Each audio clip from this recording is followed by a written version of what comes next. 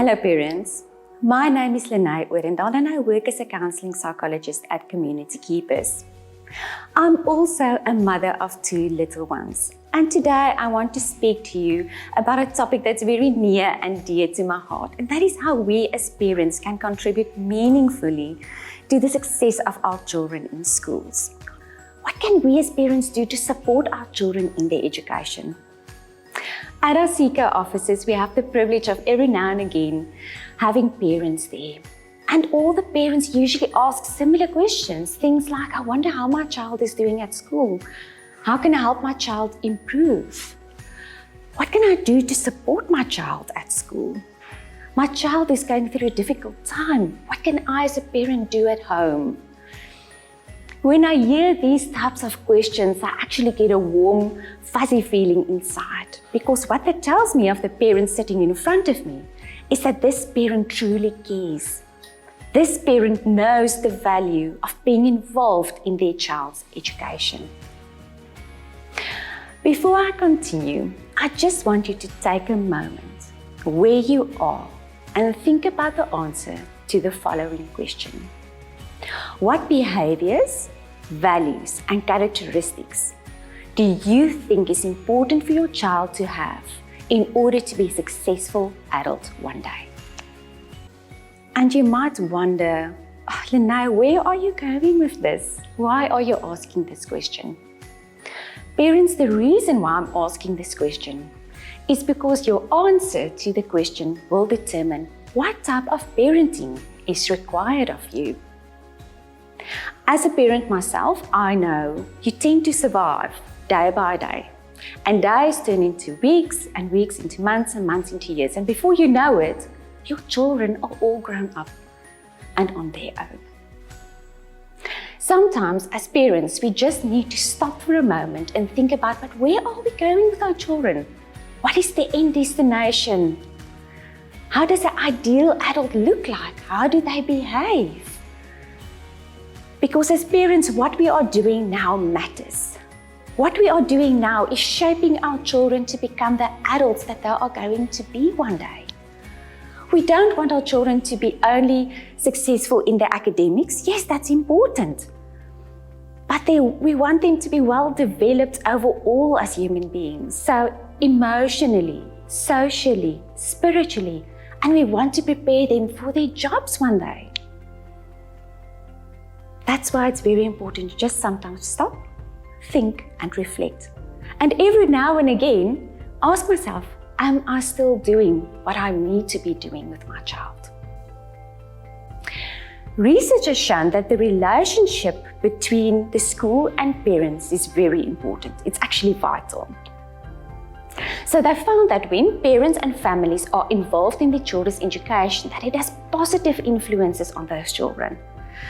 They've actually done their research further, and they found that parents that were involved, or guardians that were involved in their children's schools and education, those children, they were better behaved, they made better choices, they had more self-control, they had better marks, and in the end, they turned out to be more successful adults. So what is the role of a school? The school is there to provide an environment in which learning can take place. But how does a successful school look? So the difference between a school and a successful school is that in a successful school, parents and teachers work together in an atmosphere of respect and understanding. There's an African proverb that says, it takes a village to raise a child. And it couldn't be more true in this case. It's not only the job of the teachers to teach your child, but it's the job of teachers, parents, and the community as a whole. When we as a village take hands and work together, we can support our children and give them a good education. So on your screens, you'll see there's a little triangle. This triangle is there to indicate to you the crucial relationship between parents and the school. We have to work together as a team, and we can only strengthen that relationship when there is trust. As parents, we are actually our children's first and most important teachers in this world. It's at home where they learn things like discipline and routines, values, characteristics, certain behaviors. What we found is that when children feel supported, not only at home, but also at school, they are more likely to reach their full potential. And who of us don't want our children to feel supported, to feel loved, and to reach their full potential, be the person that they need to be? And parents, it doesn't matter what is your income level, your social status, your race, your ethnicity. It doesn't matter. You as a parent have the responsibility to be involved in your child's life. Okay, so I'm going to share some few practical strategies that you can try at home in order to support your child. Okay, so the first one is values. Now, each family member has a certain set of values that they live by. So, values actually form the foundation of a family's tasks and routines and behaviors at home. Now, you might wonder, but Lene, what is a value? Parents, a value is like a moral or a belief system that guides us in life. It tells us how to make good decisions and wrong decisions, what's right, what's bad. It helps to guide our decision making and helps to overcome challenges in life. So, if respect is a value in your home, for example, it's important that you talk to your child about what is our values. If respect is our value, how do I show respect on the outside world? How do I apply those values? Talking about respect, don't talk down about teachers or the schools in your home. Remember that your child hears everything. They see everything. If you are talking down, you are influencing your child's attitude, and we all know that will affect his or her performance in the end. So parents, your job is to identify your values, communicate those values, and coach your child on using those values. More importantly, walk the talk. If honesty is a value in your home, you must practice it. You can't go around telling lies then, because what you're saying to your child is, this value that we have, it's not really important. Okay, so on your screen you'll see there's a table. It has a couple of different values in it. One of those values could be honesty, which we've spoken about, and respect, having respect for each other, but also for our elders. Things like keeping our environment neat and tidy, not littering. Things like loving one another, listening to one another. It could even be more practical, like things like being on time for school, handing in tasks on time, because then we are considerate to other people. Okay. So parents, I hope this helps to identify your values, communicate them, and coach your children. So the second thing that I want to talk to you about is about discipline. Now, just where you are, I'm going to take you back a couple of years now. For some of you, it might be 10 years, others 20, maybe longer. But I want you to think back about, how were you disciplined as a child? What did your parents do? Did it work? Didn't it work? What are you using today? Are you doing the same thing with your children? And how did it feel to you when you were punished or disciplined in the same way? So parents, you might wonder, where is Lene going with these questions? Well, parents, discipline is teaching your children decision making. Discipline is teaching your children, how do I think for myself? It's teaching your child how to take responsibility in life. It's teaching your child self-control. It's teaching your child making good choices. Discipline is not supposed to be something negative, something to run away from. Discipline can be positive. Children should learn that, you know what, if I make good choices, there are good outcomes for me in this world. Discipline can be used or seen by parents as valuable teaching moments with my child.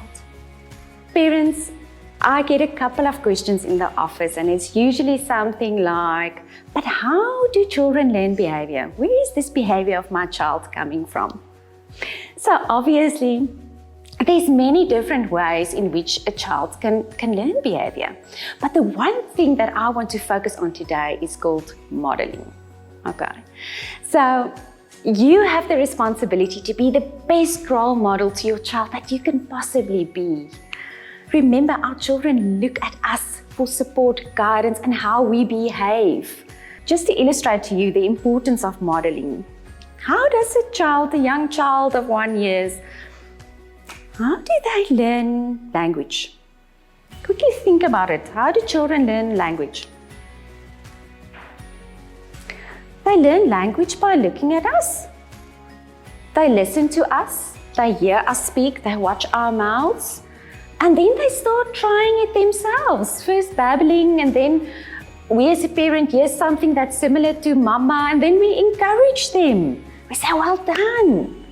Good job. And it's the same with our older children. They learn behaviors from us. They learn how to speak and behave from us. So parents referring to schools, talk positively about school.